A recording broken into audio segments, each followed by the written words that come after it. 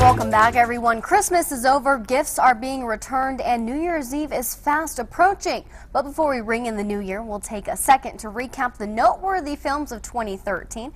Joining us now here on the forum is News 4 resident film critic Scott Birmingham. How you doing? To talk about some of the most memorable box office hits this year. Scott, which ones top the list? Well, it's been an interesting year to say the least in film, with box office saying one thing as to who and what is the best in film, and the film critics, like myself, who go through and separate some of the good ones and bad ones for you. Let's talk box office hits of 2013. The sequels seemed to rule. At number 1, Iron Man 3. Making over $400 million. At number 2, Despicable Me 2, making over $360 million.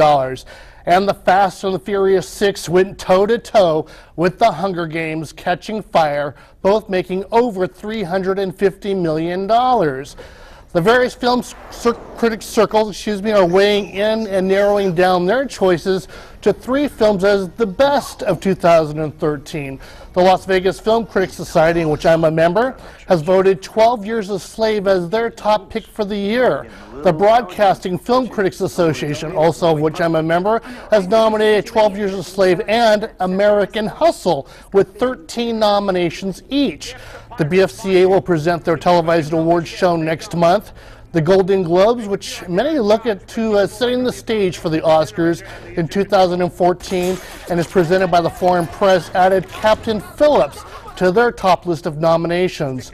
Alongside these other 2 great films, the Golden Globes will be televised next month as well. Rounding out the top 5 list with some of the other critics' choices were Gravity and Dallas Buyers Club. Now, as far as the flops for 2013, based on box office numbers, it was The Lone Ranger, sorry Johnny Depp fans, The Fifth Estate, and Sylvester Stallone's, need I say, Bullet to the Head. What a movie title. I know. The flop of 2013. So, hands down, what's your personal opinion? What do you think the best movie was you saw? You know, it gets kind of interesting, especially when you talk about the sequels, and they're generating money makers all the time. It's kind of like a given. You know, we were talking earlier about Anchorman 2, and does it ride on the saddle of Anchorman 1 in terms of its success, and will it make a lot of money? I go to sequels, but I don't enjoy anticipating and waiting for them.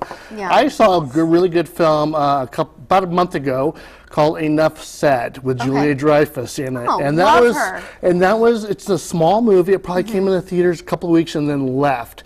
But I like some of those smaller films that aren't going to be necessarily blockbusters. Right, because the big blockbusters can be disappointing. So what are you going to talk about next week? Next week is another blockbuster. You know, when we get into this 3-hour range, a lot of people like devote half their day to seeing a movie or not. Yeah. So I'm going to waste half a day. Martin Scorsese's The Wolf of Wall Street is going to suck up 3 hours of my life this weekend. Leonardo DiCaprio's in that, right? Yes. And Matthew McConaughey? Yeah, it's a good cast, you know. It looks like a good solid story, so we'll see how 3 hours does on anyone, though. Right. Scott Birmingham, thank you so much for joining us today here on the forum. Maybe you can squeeze in some of those movies before the end of the new year. Stay with us, everyone. We'll be right back.